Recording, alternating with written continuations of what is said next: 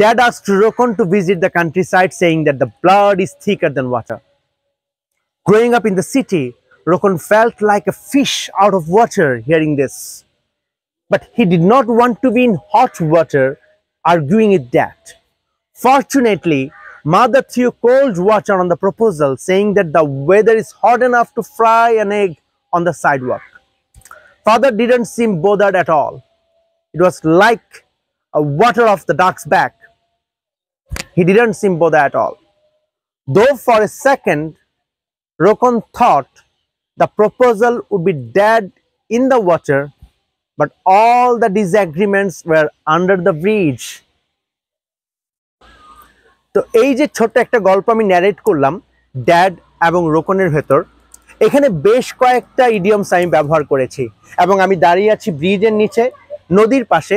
চেষ্টা করেছি এখানে ওয়াটার রিলেটেড, ব্রিজ রিলেটেড কিছু ইডিয়মস ব্যবহার করার জন্য। যেমন প্রথম যেটা বলেছি, ব্লাড ইজ থিকার দ্যান ওয়াটার, এটা বলা হয় যে অন্যান্য সম্পর্কের থেকে রক্তের সম্পর্কটা অনেক বেশি ঘনিষ্ঠ। দেন তারপর যেটা বলেছি, fish out of water, that means সে এখানে আনকমফোর্টেবল ফিল করছিল, বাট সে কোনোভাবেই চায়নি একটা বিরূপ সিচুয়েশনে পড়ার জন্য, তাই বলেছি ইন দ্য হট ওয়াটার, যেমন যে সিচুয়েশনটা তার মতো নয়, সে যে সিচুয়েশনটা কোপ আপ করতে পারবে না এমন নয়। তারপর বলেছি throw cold water, that means কোনো একটা প্রপোজালকে কি করা, না করে দেওয়া।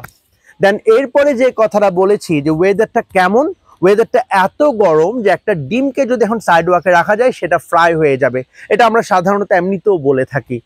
দেন তারপর যেটা বললাম যে ওয়াটার অফ ডাকস ব্যাক, মানে বাবা এটাকে এমনভাবে পাত্তা দিলেন না যেভাবে হাঁসের উপর কি থাকে, পানি থাকলে যেমন এটা ঝেড়ে ফেললে মানে হাঁসের উপর পানি থাকে না, সেটা ভিজাতে পারে না, ঠিক ওই ধরনের একটা ব্যাপার। তারপর যেটা বলেছি dead in the water, that means প্রপোজালটা পুরোপুরি কি হবে যে একদম নিষ্ফলা হবে, কিন্তু এমন হয়নি। তাদের সব ডিসএগ্রিমেন্টস, তাদের যত ধরনের কথাবার্তা মানে বাবা এবং মায়ের, সেগুলো কি হয়ে গেছে, তারা সব ভুলে গেছে। It was water under the bridge, that means আপনি যখন কোনো কিছু ভুলে যাবেন, অতীতের কথা একেবারে ভুলে যাবেন, এটা অতীত হয়ে যাবে, সেটা আমরা কি বলতে পারি, all the disagreements were water under the bridge. আশা করি এখান থেকে আমরা বেশ কিছু ইডিয়ম শিখতে পেরেছি। ধন্যবাদ।